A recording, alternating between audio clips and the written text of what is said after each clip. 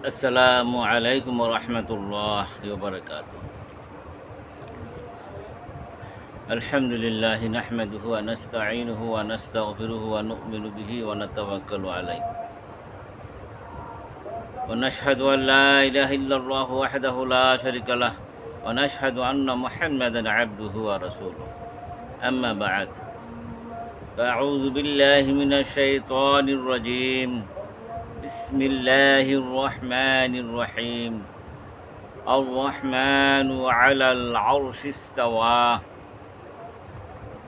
عن عمران بن حسين رضي الله تعالى عنه قال قال رسول الله صلى الله عليه وسلم كان الله ولم يكن شيء قبله وكان عرشه على الماء. اللهم صل على سيدنا محمد وعلى آله وأصحابه وبارك وسلم.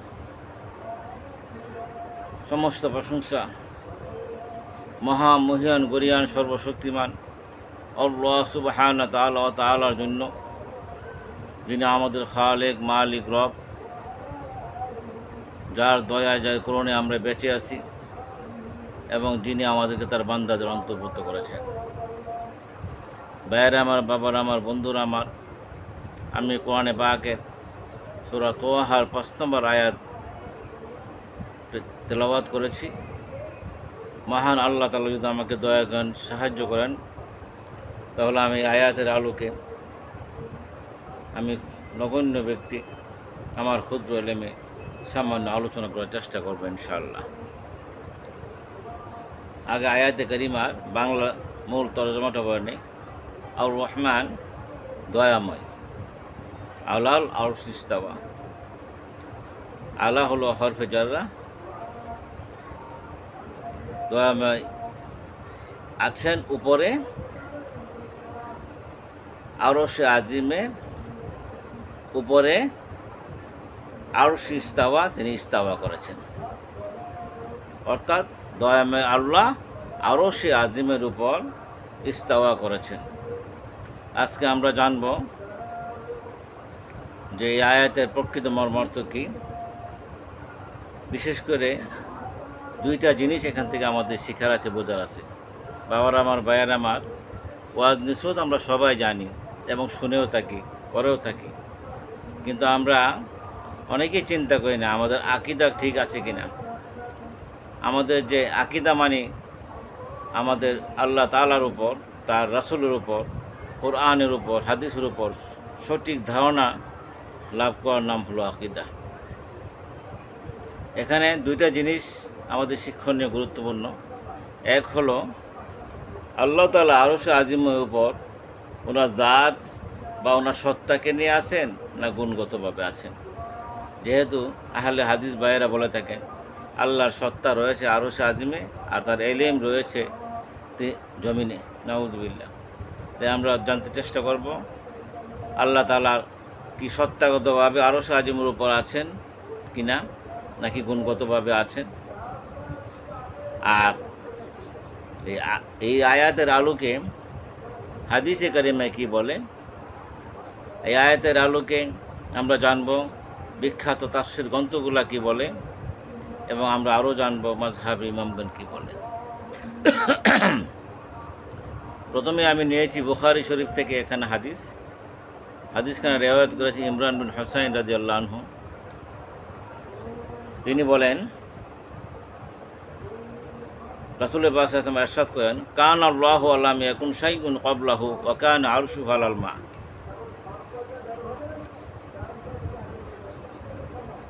কানা মাদি সিগা, অর্থাৎ সৃষ্টির আগে আদিকালে, একেবারে আদিকালে একমাত্র আল্লাহ ছিলেন, তিনি ছাড়া তার পূর্বে কিছুই ছিল না।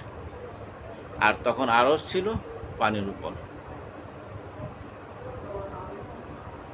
তিরমিজি শরীফে আবি রাজিন রাদিয়াল্লাহু তাআলা আনহু রিওয়ায়াতে বর্ণিত আছেন, আন আবি রাজিন রাদিয়াল্লাহু তাআলা আনহু قال قال رسول الله صلى الله عليه وسلم। রাসূল পাক সাল্লাল্লাহু আলাইহি ওয়াসাল্লামকে আবু রাজিন রাদিয়াল্লাহু আনহু জিজ্ঞাসা করেছেন, কুলতু ইয়া রাসূলুল্লাহ, হে আল্লাহর রাসূল, আইনা কানা রাব্বুনা তাবারাকা ওয়া তাআলা ক্বাবলা আই ইয়াখলুকাস সামাওয়াতি ওয়াল আরদ। হে আল্লাহ রাসূল, আসমান এবং জমির সৃষ্টির পূর্বে আল্লাহ তাআলা কোথায় ছিলেন? ক্বাল, রাসূল পাক সাল্লাল্লাহু আলাইহি ওয়াসাল্লাম উত্তর দিলেন, কানা ফি আমাই মা ফাওকাহু হাওয়া ওয়া মা তাহতাহু হাওয়া ওয়া কানা আরশুহু আলাল মা।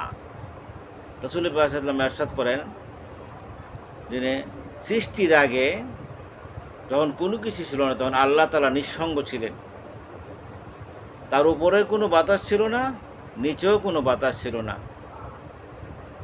অতঃপর তিনি পানির উপর আরশ সৃষ্টি করেন।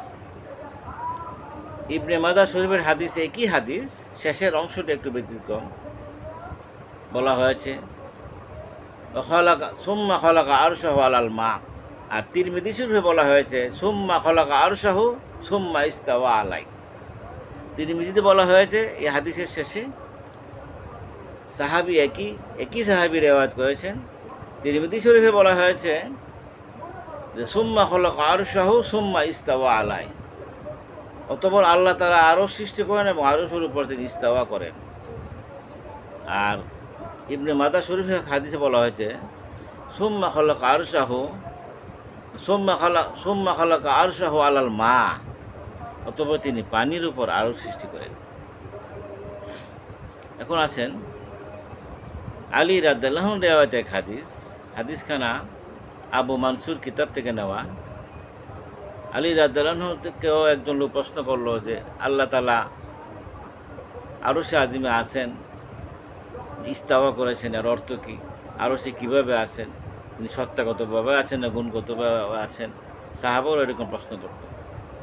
এই উত্তরে আলী রাদিয়াল্লাহু আনহু বলেন, ইন্নাল্লাহা আন আলী বিন আবি তালিব রাদিয়াল্লাহু তাআলা আনহু ক্বাল, ইন্নাল্লাহা তাআলা খালাকাল আরশা ইজহারান লিকুদরাতিহি লা মাকানা লিযাতিহি। নিশ্চয়ই আল্লাহ তাআলা তার কুদরত প্রকাশের জন্য আরশ সৃষ্টি করেছেন, তার জন্য কোনো স্থান নেই। অর্থাৎ আরশ আল্লাহ তাআলা থাকার স্থান নয়। মহান আল্লাহ স্থান থেকে পবিত্র, কারণ যখন আরশ ছিল না তখনও তো তিনি ছিল। এটি তিনি বুঝেছেন, আরশ হলো আল্লাহ তাআলার অসীম কুদরত ও মহিমার একটা নিদর্শন। আলী রাদিয়াল্লাহু আনহু আরও বলেন, কান আল্লাহ, আল্লাহ তাআলা ছিলেন, ওয়ালা মাকানা ওয়ালা জামানা, আল্লাহ তাআলা ছিলেন আদিকাল থেকে, কিন্তু তার কোনো স্থানও ছিল না, তার কোনো জামান বা কাল ছিল না। কাল মানে সময়। অর্থাৎ আল্লাহর জন্য কোনো স্থানও নাই, কোনো সময়ও নাই। সময় তো আমাদের জন্য, যেমন মাখলুক তিনটা সময়ের কাছে আবদ্ধ: অতীতকাল, বর্তমানকাল আর ভবিষ্যৎকাল। আরবিতে যাকে বলা হয় মাজি, হাল, মুস্তাকবিল। মাজি, হাল, মুস্তাকবিলের সাথে আল্লাহ তাআলার সাথে কোনো সম্পর্ক নেই। আলী রাদিয়াল্লাহু আনহু বলেন, কান আল্লাহু ওয়ালা মাকানা ওয়ালা জামানা ওয়া হুয়াল আন কামা কান।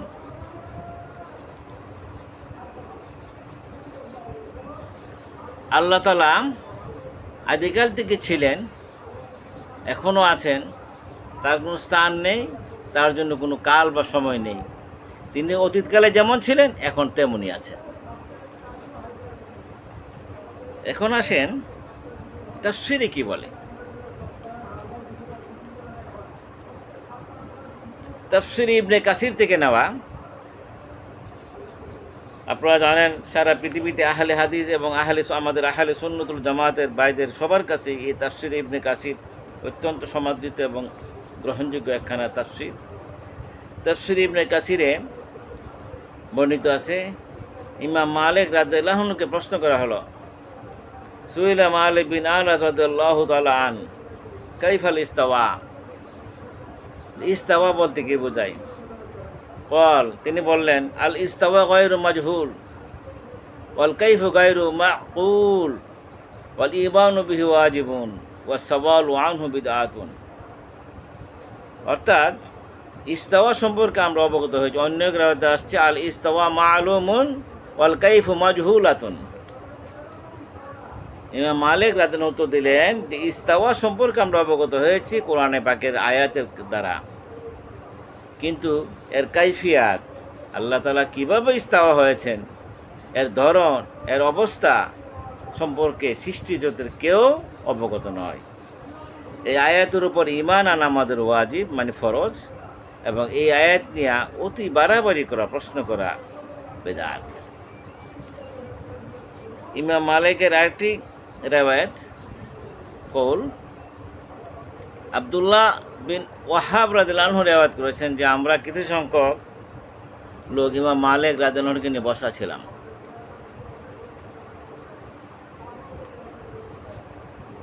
তখন এক লোক আসে জিজ্ঞেস করলো, আর রহমানু আলাল আরশি ইস্তাওয়া, এই আয়াতের অর্থ কী?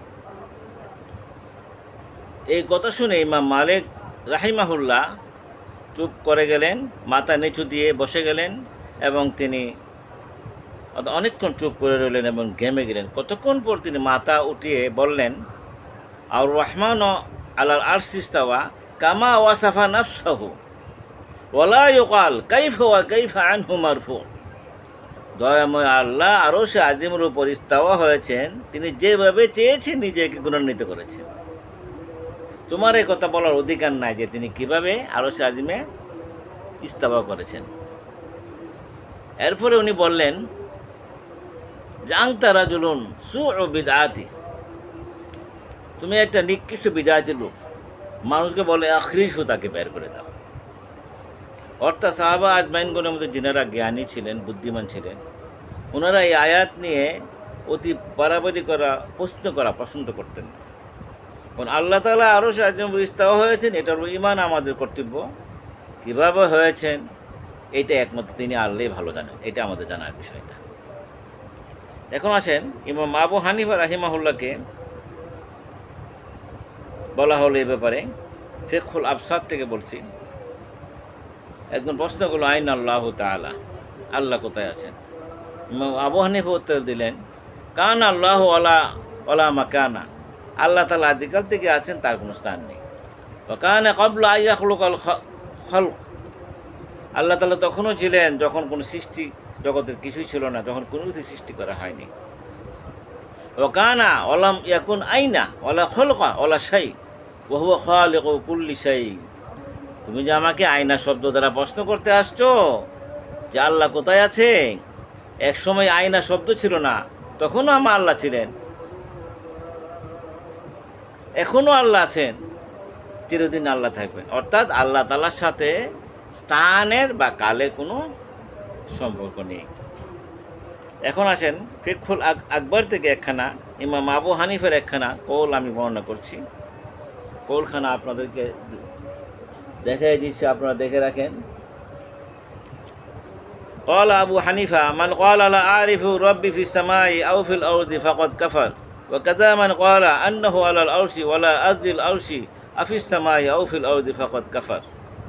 ইমাম আবু হানিফা বলেছেন, যে ব্যক্তি কথা বলবে যে আমি জানি না আল্লাহ আসমানে আছেন না জমিনে আছেন, সে ব্যক্তি কাফের হয়ে যাবে। অনুরূপভাবে সেও কাফের হবে যে কথা বলবে যে নিশ্চয়ই আল্লাহ আরশে আছেন, আমি জানি না আরশ আসমানে আছেন না জমিনে আছে। এখন আসেন এই কথার সারমর্মিক অর্থ কী? এই কথার অর্থ হলো যে আল্লাহ তাআলা যে স্থান থেকে মুক্ত, এই কথা দ্বারা ইমাম আবু হানিফা বলতে চেয়েছেন, যদি কেউ এই কথা মনে করে আল্লাহ তাআলা আসমানে জমিনে